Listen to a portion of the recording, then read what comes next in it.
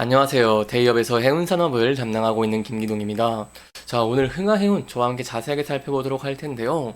흥하해운 같은 경우에는 최근에 중동 전쟁 리스크로 인해서 좀 주가가 상승하는 모습을 보이기도 했지만 소폭 조정을 받는 모습을 보이기도 했습니다.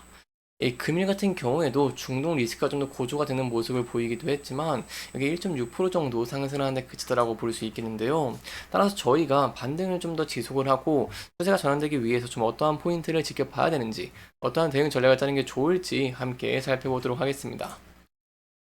저희가 일단 BDI 운임지수 하락의 원인과 상승 전환을 위해서 어떤 것들을 지켜봐야 되는지 함께 살펴보도록 하고요. 네, 마지막으로 중동 리스크의 현황과 전망 그리고 이제 기술적 분석까지 살펴보는 시간 가져보도록 하겠습니다.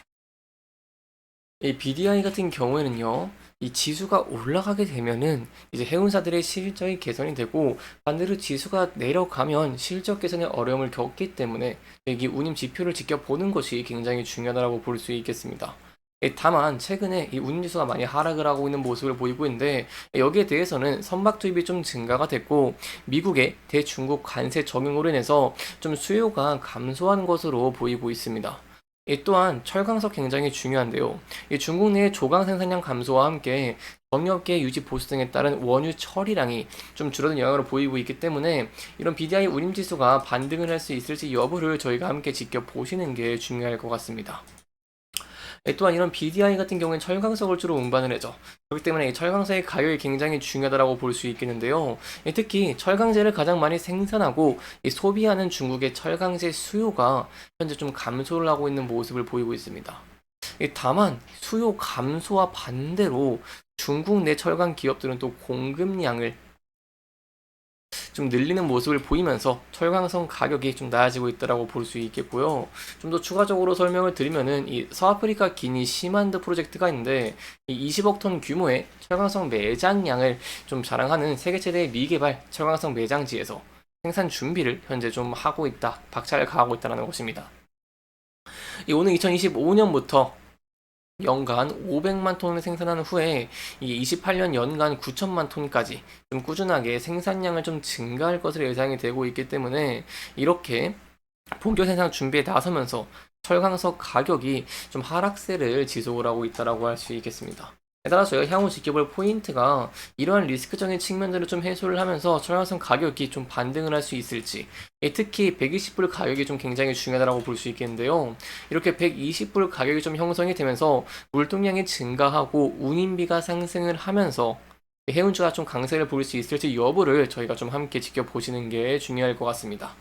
이렇게 발틱 운임 지수가 많이 하락을 하면서 흥하해운한테 좀 좋지 못한 영향을 주고 있지만 그럼에도 저희가 흥하해운한테는 좀 호재인 영향들이 있죠. 어떤 거냐라고 한다면 중동의 지정학적 긴장 리스크가 최근에 확대가 되고 있는 모습을 보이고 있다는 것입니다. 다만 이 예멘 후티 반군이 홍해를 좀 봉쇄를 하면서 촉발된 아프리카의 희망봉 우회 등 이런 리스크가 계속해서 진행이 되고 있는 모습을 보이고 있죠. 좀 내용들을 설명을 드리면 지난 8일에 압둘 말리크 아루디 후티 반군 지도자가요. 이스라엘에 대한 합동 군사 작전에 친일한 무장 세력과 함께 하겠다는 뜻을 밝히면서 긴장감이 더 고조가 되고 있고요.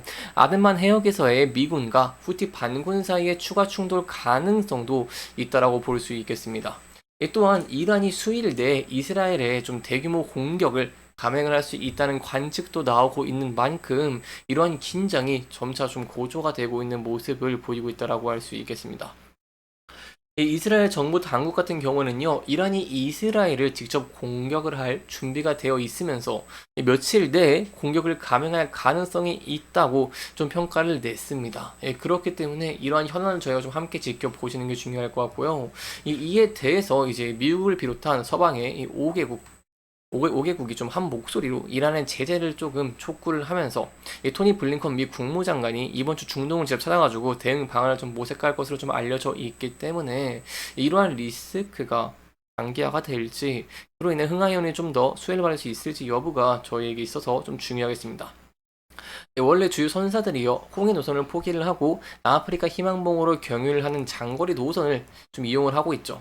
이렇게 지정학적 리스크가 고조가 된다라고 한다면 우회 항로를 채택하는 기간이 증가를 하기 때문에 이에 따른 이 운임 상승을 기대해 볼 수 있어서 여기에 대한 내용들은 저와 함께 지켜보시고 추가적인 내용들 제가 계속해서 여러분들에게 전달드리도록 하겠습니다.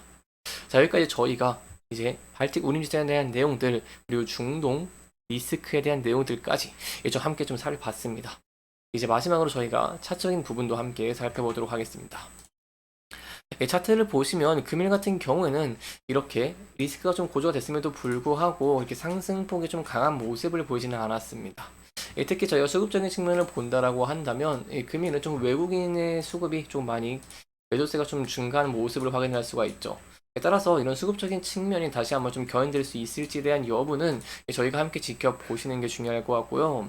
특히 최근에 좀 많이 환율이 상승하는 모습을 보이고도 있고 주요 물가 지수, 미국의 PPI를 발표를 앞두고 그리고 CPI, 소액판매 지표 발표들을 좀 앞두고 외국인차들의 경계라던가 아니면 관망 심리가 좀 많이 증가하고 있는 모습을 보이고 있기 때문에 이러한 지표가 좀 더 개선되는 모습을 보이면서 이로 인해서 수급적인 측면과 더불어서 이 운임도 좀 상승을 할 수 있을지 물동량이 증가할 수 있을지 여기에 대한 여부들은 저희가 좀 함께 지켜보시는 게 중요할 것 같습니다.